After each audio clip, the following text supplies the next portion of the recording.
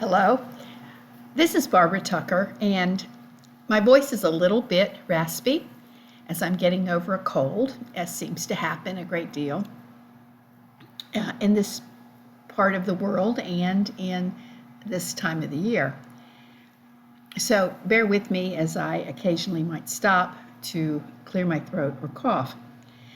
But this particular podcast is going to be a solo where I just talk about something that is very near and dear to my heart, and that's literature.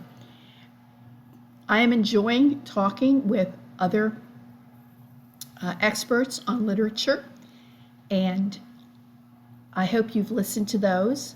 The one by Forrest Blackburn about the brief wondrous life of Oscar Wilde, and with Jennifer Randall about the Republic by Plato, and Dante's Inferno with Cicero Bruce. Those were really a lot of fun, and so I've decided to also add my thoughts to the podcast, and I've done that so far with The Go-Between by L.P. Hartley. And today I'm going to be talking about Jane Eyre, and this will be in two parts because Jane Eyre is such a magnificent work, one of my favorites, that I don't think I can do it in one. In fact, I probably need 3 or 4, but I won't go that far. So stay tuned as I move us into this discussion of Jane Eyre.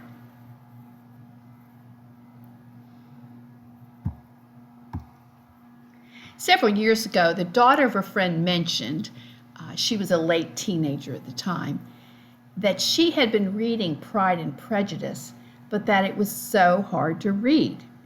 She just couldn't understand it. I understood what she meant as a young person, and I reminded her it was written 200 years before. Acceptable for literature and general purposes, sentence structure, grammar, and vocabulary had changed a great deal and have changed. In fact, this morning I was talking to my husband about Ernest Hemingway and his writing style, and I remembered that just 50 years before Hemingway, George Eliot had written Middlemarch, which I am reading right now. And Middlemarch is an amazing book, but it is hard to get into in the first 50 pages. Once you get into that far, you will be rewarded for it. With her wit, her insight, her dialogue, her psychological portrayals of people. But it's a tough go at first because we don't write like that anymore. But back to my friend. I realized at the same time she had been led astray somewhat by film adaptations of the novel. She probably was used to the Keira Knightley one in the 2000s, which was greatly edited down, not as badly as the 1939 one, which I think is particularly bad, but that's me. And she probably had watched the 1995 one. That's the Colin Firth, Jennifer Eyre one, which pretty much portrays every scene. That one is so well acted and filmed. It stands as the sort of the mainstay, and it makes the plot and the wit very clear. I still think Jennifer Eyre is the perfect Lizzie Bennet. Interesting sidelight. Her mother is Rosemary Harris, a British actress, and her father is a North Carolina novelist, John Eyre. So she understands both sides of the pond, as they say. Jennifer was raised in North Carolina, but she, of course, has a wonderful British accent and can play both sides. But all that's a side note. I would say the same experience about having difficulty reading the actual novels from 200 years ago as caught my young friend, happens when young readers go from film adaptations of Jane Eyre, the subject of this podcast essay, to the actual text. I recently went through the same adjustment as I listened to the audiobook of and read the text of Jane Eyre, which I had read at least 3 times before, many years ago. Keep in mind that I am in my 8th decade of life. In short, I'm old, as I often say.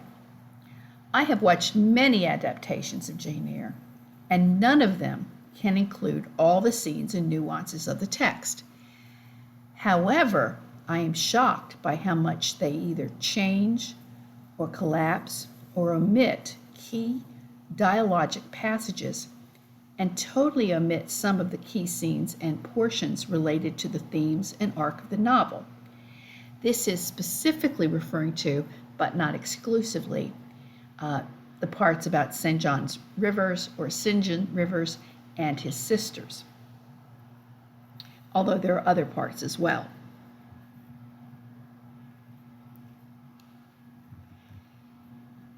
St. John, which is pronounced, as I said, St. John by the Brits, and I'll try to do that, although it sounds very weird to my American ears, is not just an odd duck that shows up toward the end and wants to marry Jane Eyre. Excuse me. He is a counterpoint to the Gothic, Byronic personage of Rochester, whom she loves but, of course, cannot marry, whom she values but is betrayed by. In this last reading, as an older woman, I saw very clearly that while this is a love story on the surface, Jane Eyre is really about something else, many something else's. Partially, it is about how men try to have power over women and do have that power, even when it is not their first thought or intention, and how women must decide to balance that power by their own strength of character. There are also very many themes of the gospel and Christianity in the book.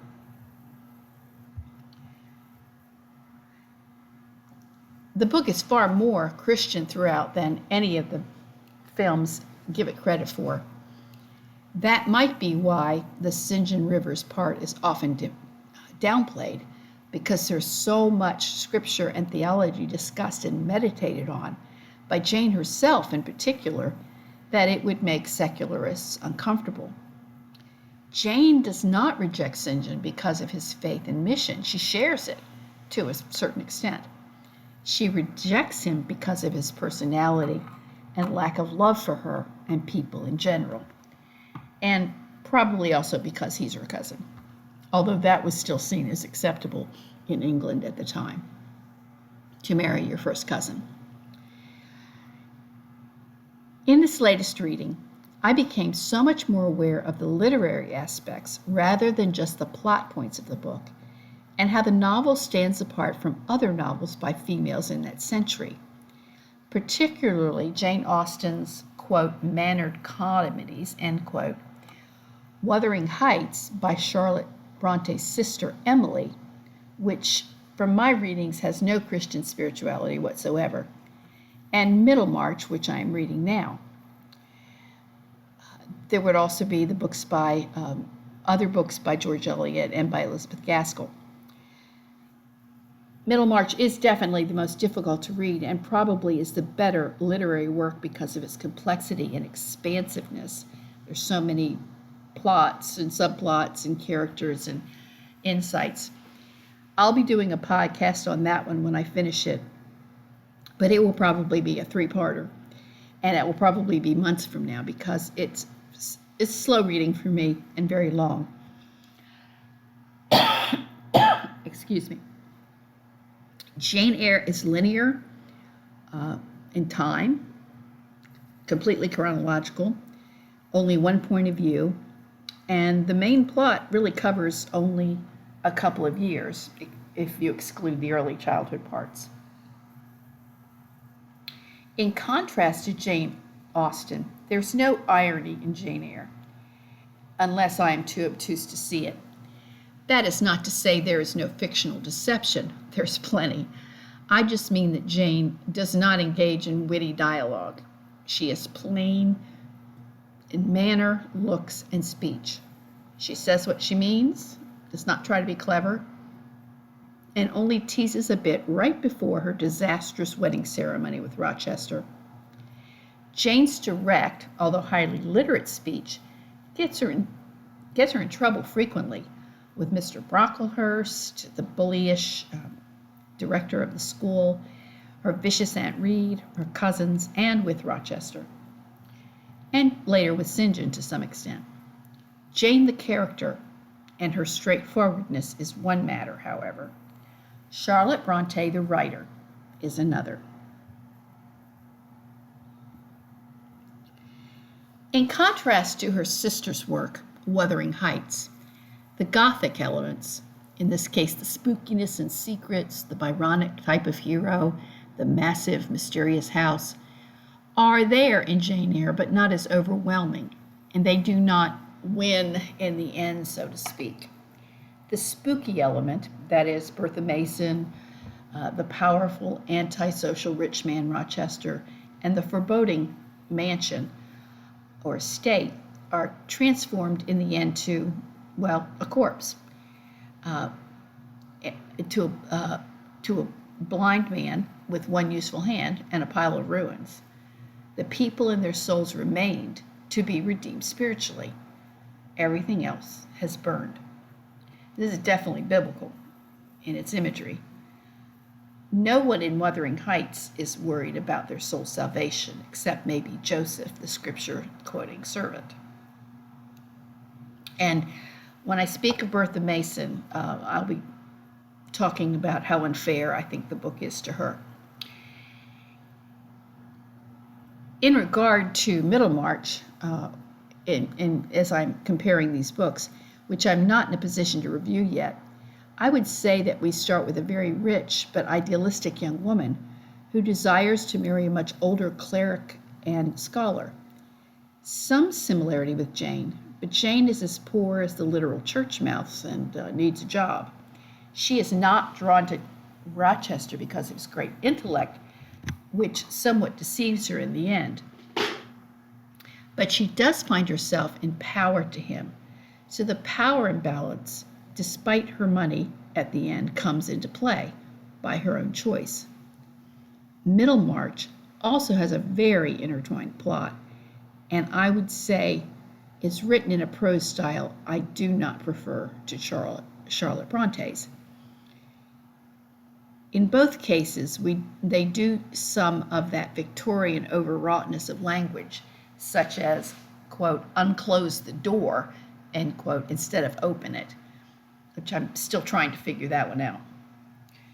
George Eliot's tone is also more wry throughout, as if she's saying behind her hand that Dorothea is really making a dumb choice in marrying Casaubon, which I believe is his pronunciation of her husband's name.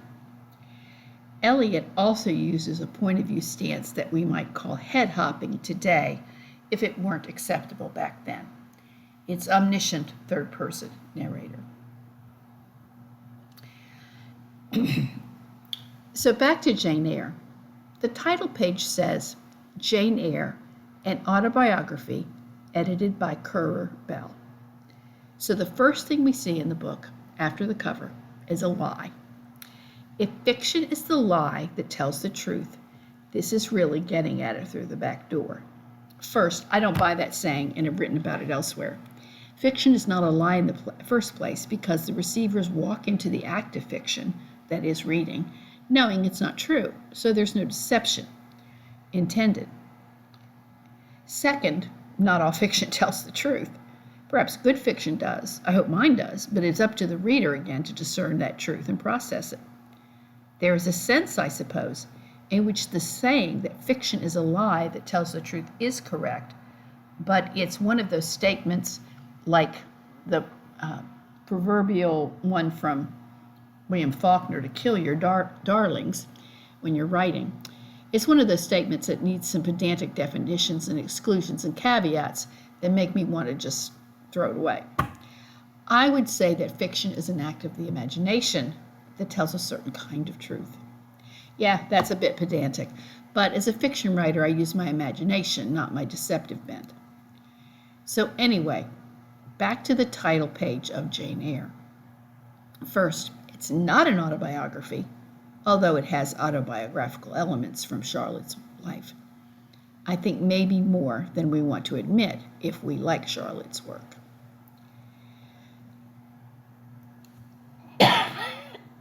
Excuse me. You can watch some good videos on YouTube or read any number of sources if you want to know more about the Brontes, whom I find quite interesting. Don't go too much by the old movie with Olivia de Havilland and Ida Lupino about them, which is called Devotion. Although it's well done, it's not entirely truthful and leaves out what we know now about the terribly toxic water in their town of Haworth, which ended in their unhealthy and short lives, including blindness for their father and Charlotte. Very nasty.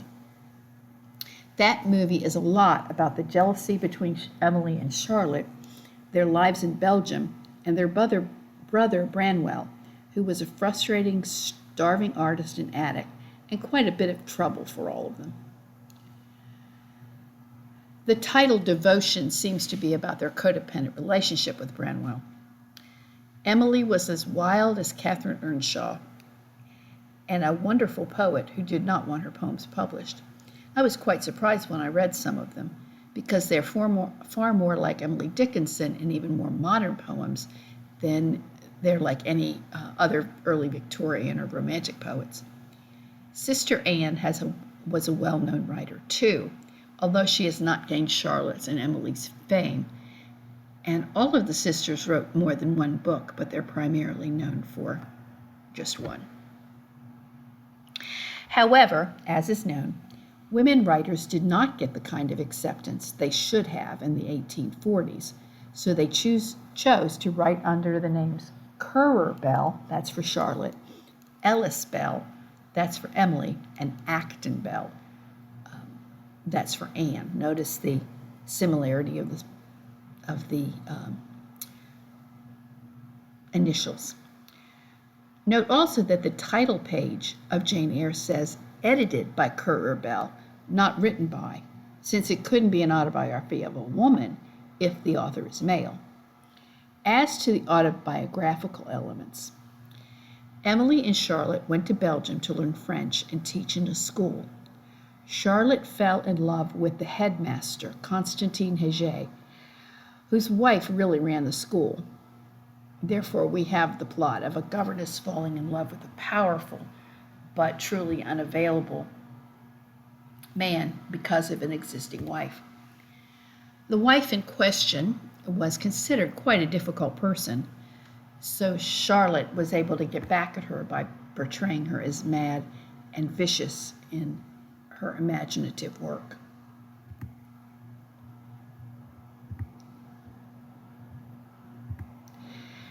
Despite the claim to be an autobiography, the first paragraph starts like a novel.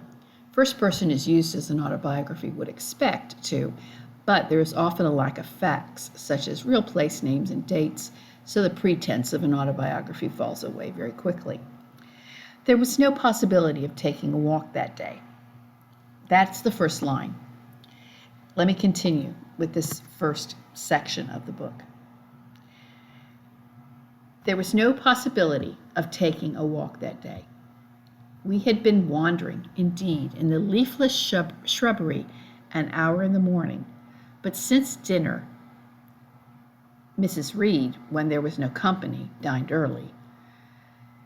The cold winter wind had brought with it clouds so somber and a rain so penetrating that further outdoor exercise was now out of the question. In the opening paragraph, we are also introduced to a sub-theme, the weather. The harsh weather conditions of northern England, we presume, as it is not clearly stated, and the moors is a character in the story. I've always wondered about the moors, but we cannot think of them as land. But we can think of them as land with few trees, good for shepherding but not growing crops, open and windswept places in more than one part of England. There are some near York, which is closer to the Scottish border, and on the west side. The moors have been invested with a lot of creepiness and malevolence in the Brontes' work and Sherlock Holmes because they are expansive, isolated, rugged, and largely unsettled.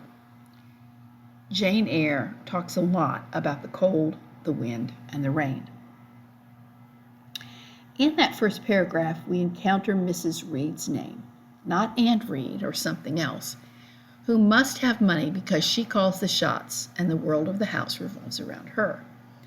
This is considered one of the best opening lines in literature because we are dunked right into the cold and loveless world of somebody.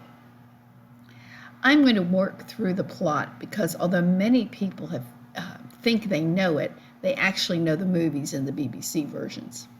Although I really liked the Ruth Wilson, Toby Jackson one of about 10 years ago, it gets a lot wrong and leaves a lot out, even changing dialogue unnecessarily. The film adaptations are so focused on the sexual tension of the main couple that the big picture is missed. We find out that the narrator is a little girl about 10 who has lost both parents. So let's stop there. This is probably the first book with a child narrator, although that is not entirely true. The narrator is writing as an adult and saying it is a full story of her life. But a large part of it is from the perspective of a child, and that was unusual at the time. Nowadays we are used to it, and Dickens used it, of course. This little girl's father was a poor clergyman, and her mother came from a higher class. Jane Eyre is living with her aunt by marriage, Mrs. Reed, whose husband, Jane's aunt, has also died. Or her husband, Jane's uncle, I should say. So Mrs. Reed is her husband's wife. The Eyres don't seem long-lived, which did happen in the Victorian era and in the Brontes' household, since Charlotte's mother and the oldest two siblings were already dead by the time Charlotte was 9 herself. Her uncle, Mr. Reed, had loved his sister and wanted her only child taken care of after his death. But his wife, Mrs. Reed, is not interested and literally hates the child because of jealousy and, well, because she's just a terrible person. Her own 3 children are cruel, especially her son John, an abusive bully who ends up no good.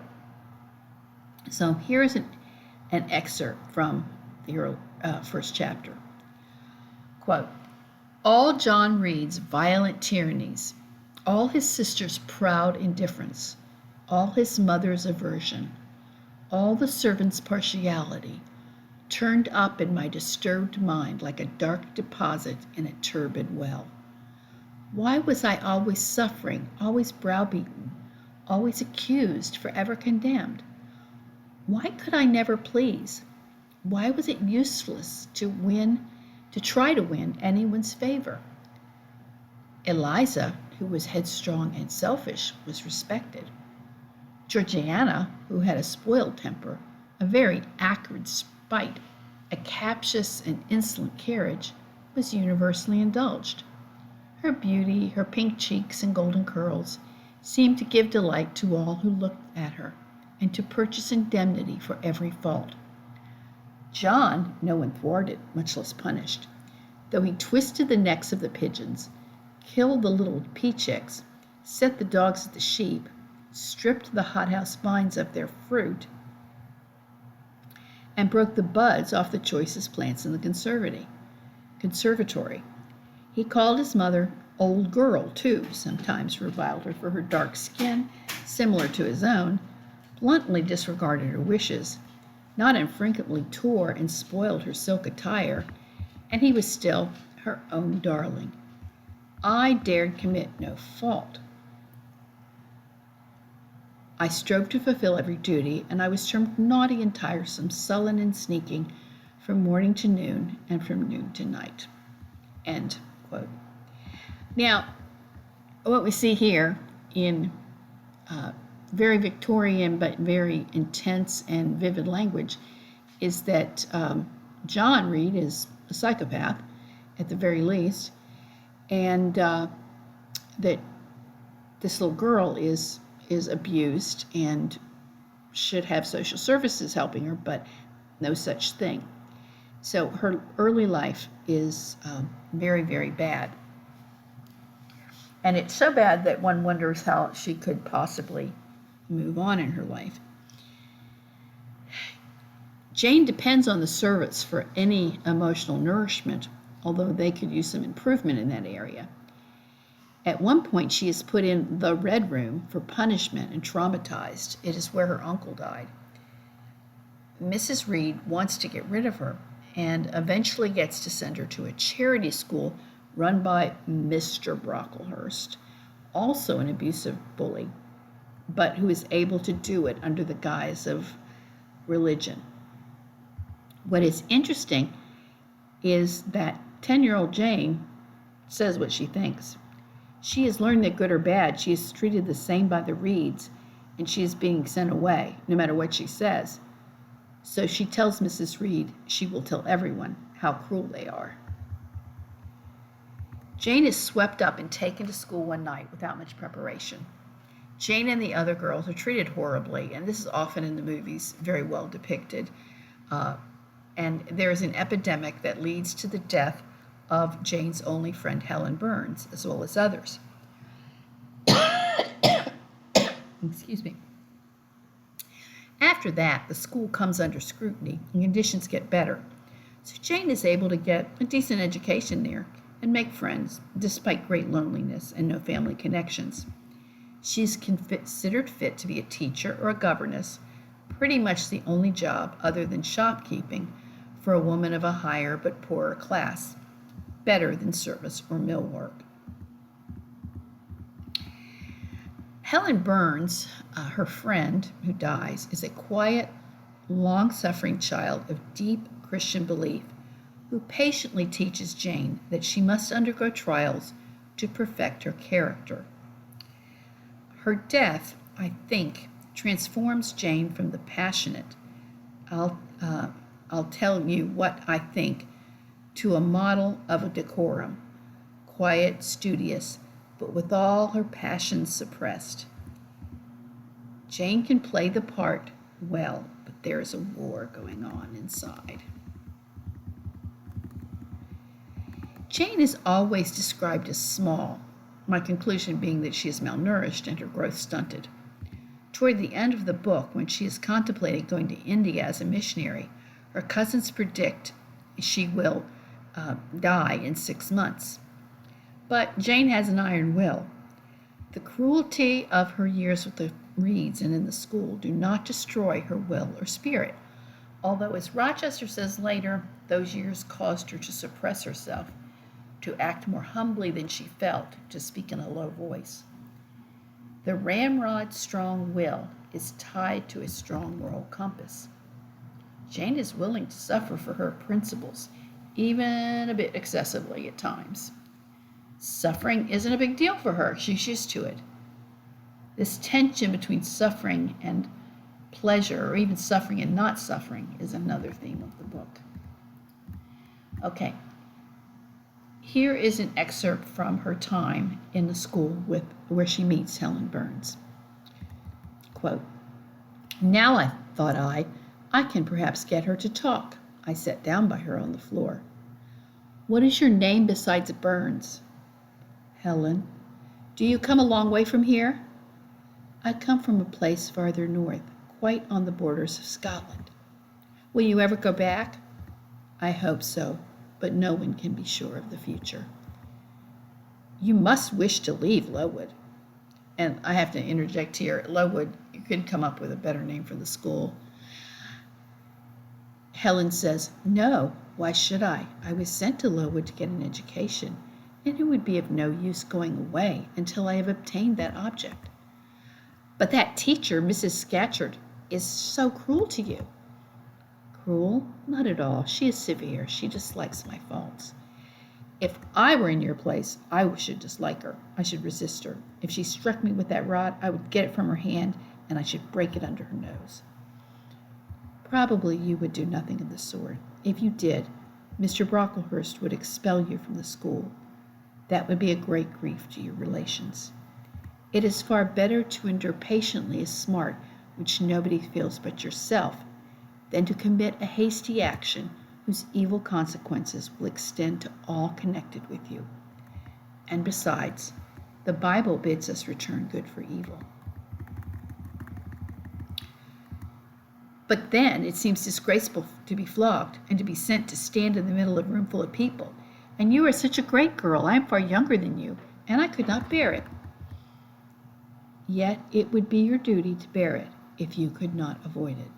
It is weak and silly to say you cannot bear what is your fate to be required to bear.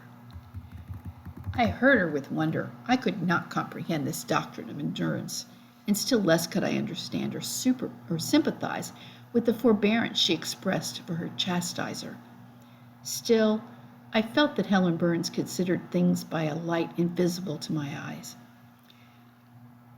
I suspected she might be right and I wrong, but I would not ponder the matter deeply. Like Felix, I put it off to a more convenient season. You say you have faults, Helen. What are they? You seem to me very good.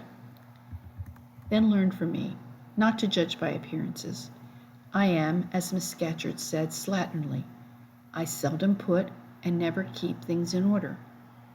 I am careless. I forget rules. I read when I should learn my lessons. I have no method, and sometimes I say like you, I cannot bear to be subjected to systematic arrangements. This is all very provoking to Miss Scatcherd, who is naturally neat, punctual, and particular.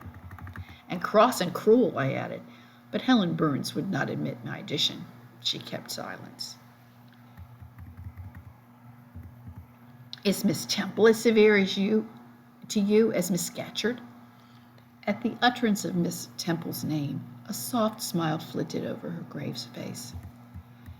Miss Temple is full of goodness. It pains her to be severe to anyone, even the worst in the school. She sees my errors and tells me of them gently, and if I do anything worthy of praise, she gives me my meed liberally. One strong proof of my wretchedly defective nature is that even her expostulations, so mild, so rational, have not influenced to cure me of my faults, and even her praise, though I value it most highly, cannot stimulate me to continued care and foresight. That is curious, said I. It is so easy to be careful. For you, I have no doubt it is. I observed you in your class this morning and saw you were closely attentive. Your thoughts never seemed to wander while Miss Miller explained the lesson and questioned you. Now, mine continually rove away when I should be listening to Miss Scatcherd and collecting all she says with assiduity, that's a word we don't use nowadays. Often I lose the very sound of her voice.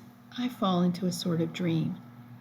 Sometimes I think I am in Northumberland, and that the noises I hear round me are the bubbling of a little brook which runs through Deep Den, near your house. Then, when it comes to my turn to reply, I have to be awakened, and have heard nothing of what was read from listening to the visionary brook. I have no answer ready. Yet how well you replied this afternoon. It was mere chance. The subject on which we had been reading had interested me. This afternoon, instead of dreaming of Deep Den, I was wondering how a man who wished to do right could act so unjustly and unwisely as Charles I sometimes did. And I thought what a pity it was, with his integrity and conscientiousness, he could see no further than the prerogatives of the crown. If he had been able to look at a distance and see what they call the spirit of the age was tending. Still, I like Charles. I respect him. I pity him, poor murdered king. Yet his enemies were the worst. They shed blood they had no right to shed. How dared they kill him? Helen was talking to herself now. She had forgotten I could not very well understand her, that I was ignorant, and nearly so, of the subject she had discussed. I recalled her to my level.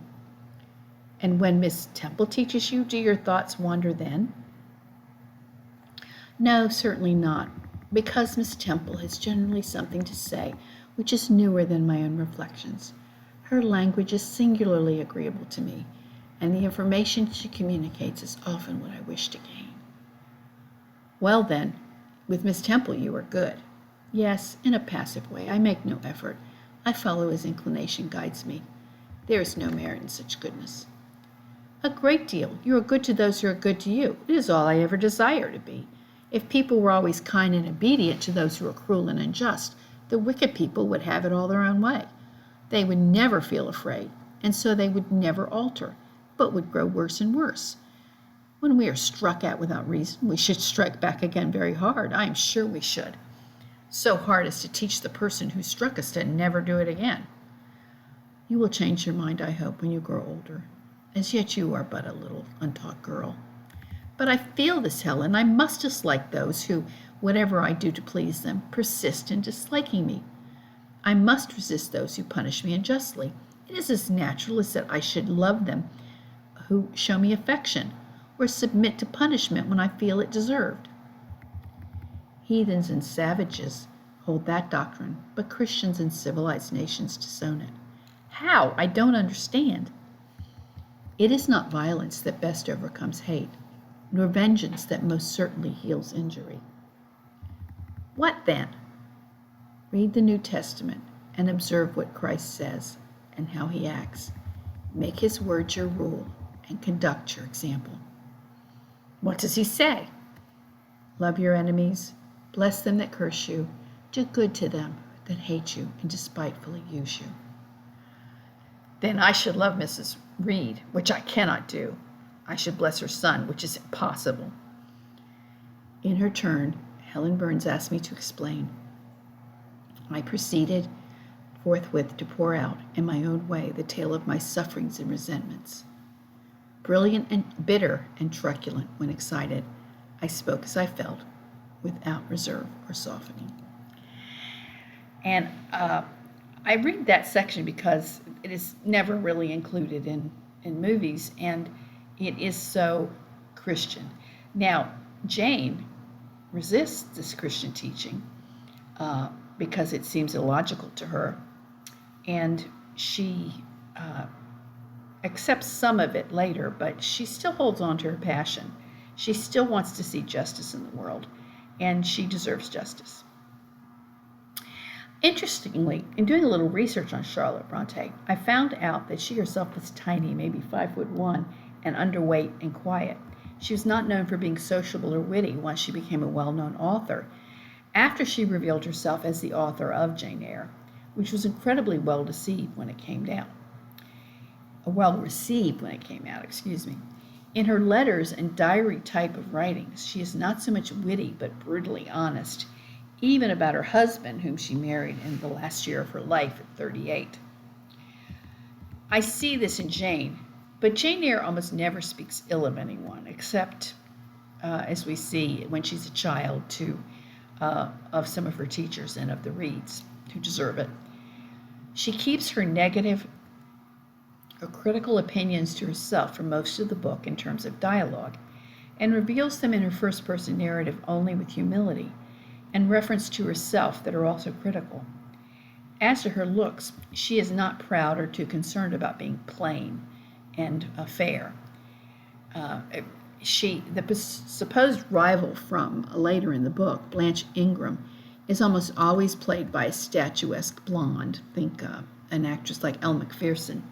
But she is not that way in the book. She is statuesque but dark, with jet black hair, as is Bertha Mason, the mad wife. Worse, Blanche, who takes up much more of the book than films, is not a nice person and mistreats Adele, Rochester's ward, who is probably only 7 or 8 in the book, and is often portrayed as an older child in movies. So Blanche is mean to Adele and just about everybody else. The earliest period at Lowood, again, what a name, is not defined. Jane only says that she is at Lowood for 8 years, from 10 to 18, 6 as a student and 2 as a teacher. It is dismal, cold, demoralizing, with no sense of Christian grace, but plenty of religious guilt and punishment. Excuse me, I sound like I belong at Lowood.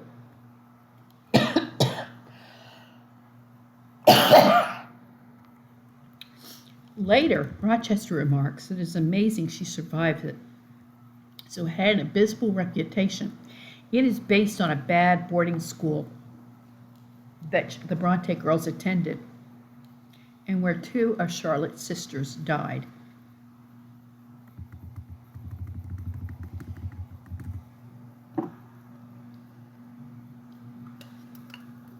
Helen Burns is the suffering saint, whose death brings some redemption to Jane and the school. If Helen can get through it, Jane can. Charlotte herself did not spend much time at the boarding school, but wanted, with her sisters, to start their own in the parsonage. Bringing more children into the toxic, polluted Haworth was not a good idea, and may be why the idea never really materialized later in their lives. Or maybe the three Bronte sisters were not well liked. I can see why they wouldn't have been. Biographers write of their living in fantasy worlds of literature that they created. At 18, Jane knows she should leave Lowood, especially after her mentor, Miss Temple, is married. Then she advertises in papers to be a governess, how that was done at the time. Interesting how the English language demeans the female. A governor is a political figure with power. A governess takes care of the education of a few children. She accepts a job for one child at an estate in Yorkshire, which is in the north of England. A little side note here. I went to England myself for the first time in 1997. It's a long story, but I ended up spending 4 days by myself, kicking around the island thanks to Britrail. I went from Cambridge to Yorkshire and back one long day, and Cambridge to Edinburgh, then up to Aberdeen on a 2-day trip. Again, long before smartphones. So I got to see that part of the world. It was cold and windy in late March, I remember, with what seemed like a constant haunted gale off the North Sea. Back to Jane Eyre. After a long carriage ride, Jane arrives at Thornfield Hall. Again, what a name, of something in the field of thorns, and soon meets the housekeeper, Mrs. Fairfax. Her name is odd because the master, Mr. Rochester, has Fairfax as his middle name, but I don't believe that connection is explained. She also meets Adele, the French child she is to take care of, and like any educated woman, Jane speaks French. So her new life starts. It seems Jane has found a home of sorts and pay and a purpose. End of story. Right? Oh no. Mr. Rochester is away, as usual, and is not expected. Da, da, da, da.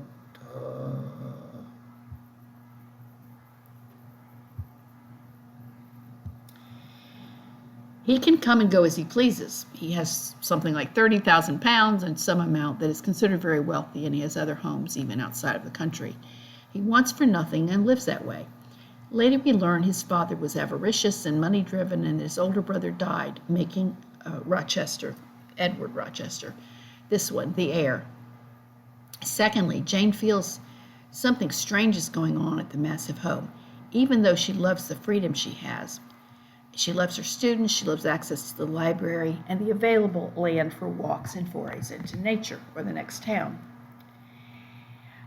In the winter, she encounters a stranger on the road one evening.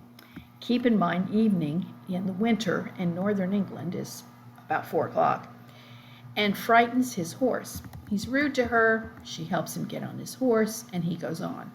He has, of course, a dog Pilot, and that's spelled Pilot, not like Pontius Pilate. I like any story where a dog is the main character. Later, of course, she is called to meet the master and realizes they are the same person. Thus begins their relationship. He puts her down for her schoolgirl's ways, but likes to talk to her, She is intelligent, reasonable for a woman, and responsible. His background with women has not been full of women like her. They are either rich society women or, well, something considered close to prostitutes at the time. About one half of the book, I would say, is about her year or so at Thornfield and their coming into love. There is no falling. There is passion, but no falling. It is about growing. Unfortunately, of course, a shadow stretches over the house. There are wild laughs in the night. A figure comes into her room. Someone sets Rochester's bed on fire, and she saves him. This gets explained away rather weakly as the odd habits of a servant named Grace Poole, who is very good at what she does but has episodes. Whether Jane really believes this, well, we can't know, but she goes with it. This is one of the weaknesses of the book from our modern perspective, that she does not question this more. She does, but she doesn't get any answers, and Mrs. Fairfax doesn't help. Rochester is not the most pleasant of men, and this is where modern readers have some qualms with the book, as I do. I don't know if Charlotte Bronte foresaw that her insistence on female equality would bring us to a time when her main love interest character is seen more as a brute than a Byronic hero, but there you are. Historian and critic Lord Macaulay described the character of a Byronic hero as, quote, a man, of course, proud, moody, cynical, with defiance on his brow and misery in his heart, a scorner of his kind, implacable in revenge, yet capable of deep and strong affection, end quote.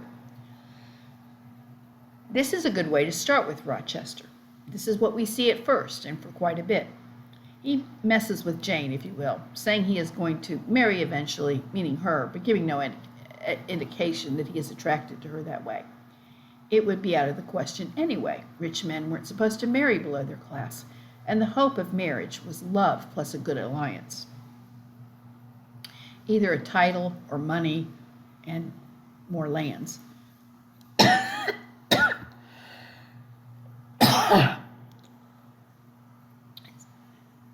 Sometimes the alliance, at least in literature, overwhelmed the need for love. Jane feels more and more affection and desire for him, but does not show anything except to be a friend. Rochester shows more interest in her than is socially acceptable and wants her around when company is there. Because he is a wealthy landowner, Rochester is expected to entertain and be entertained, and he returns from an absence in the spring with a cadre of other gentry, the Ingrams and 2 other families. This is a time for parties, dinners, rides, games, and flirtation. Blanche Ingram, her mother, brother, and sister are the stars of the show. The son gets the money, so the girls need to marry well. Everything seems to point to Rochester and Blanche getting together. The guests in Rochester perform tableaus that are a form of charades.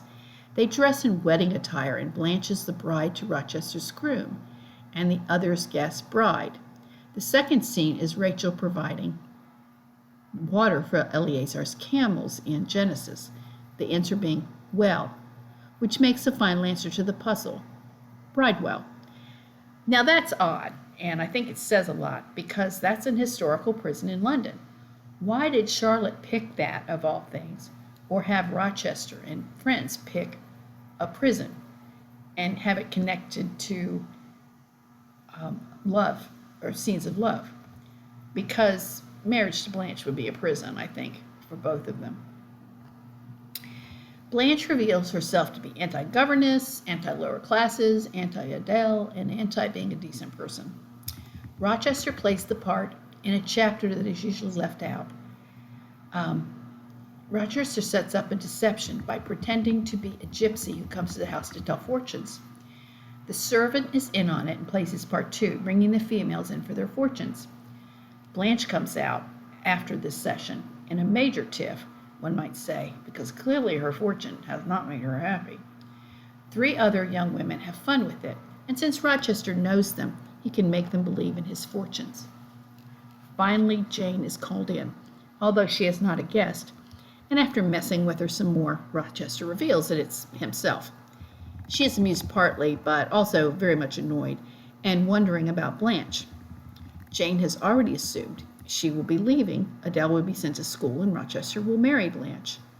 He has said as much, so Jane must advertise to get a new job, which is her main concern, understandably, a place to live and work as a governess, but he tells her to wait on that. By now, she is full in love with him, but knows it's pointless, and she will live a life full of unrequited love. This is where the reader is so emotionally involved and in a sense deceived along with Jane, and then full of joy when Rochester, through a tortuously long conversation, asks her to marry him. This takes place a little after the guests all leave. They are deliriously happy. Mrs. Fairfax is not so much, but it's because she can't believe it, and it's a violation of class rules.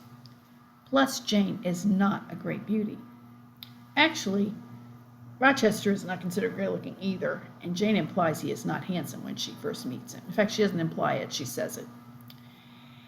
They are to be married, but already things about the manor house have gotten weird, and they are only going to get weirder. So we need to step back to before the engagement and set the scene.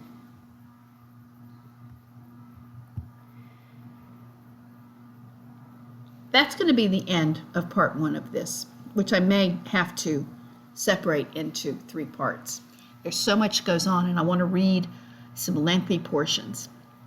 And we're at the 51-minute mark now. Thank you for listening. Let me finish this by saying I appreciate anyone who listens to this podcast.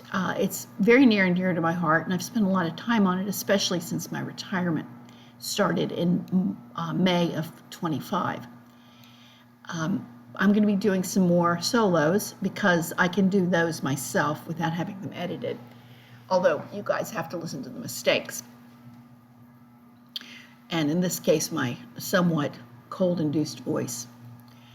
I'm going to be doing another one soon on my new book that's coming out on September 22nd. It will be available for pre-order, so it may be posted before this one is. And it is called The Faux Arc River Salon and Bait Shop. And it is a very kind of Fanny Flagg maybe story. It's definitely not in anywhere close to something like Jane Eyre. I think you'll enjoy it though, and I'll be putting more information on this podcast and on my social media and website. If you haven't gone to my website, I wish you would. It's very easy, www.barbaragrahamtucker.net. And all of my books are available in audio, in Kindle, and in paperback. The only ones that are not in audio are the 2 that are published by Colorful Crow, because those I would want to do professionally as opposed to the AI bit, and even if I were to do that, that's an expense that I don't really want to spend right now. I hope you'll look into my books though, and also continue to listen to my podcast and share it on social media. You can look at the show notes of every podcast for more information. Again, thank you for listening, and I hope you'll stay tuned for the second part of this as well and find it on your feed. Have a great day.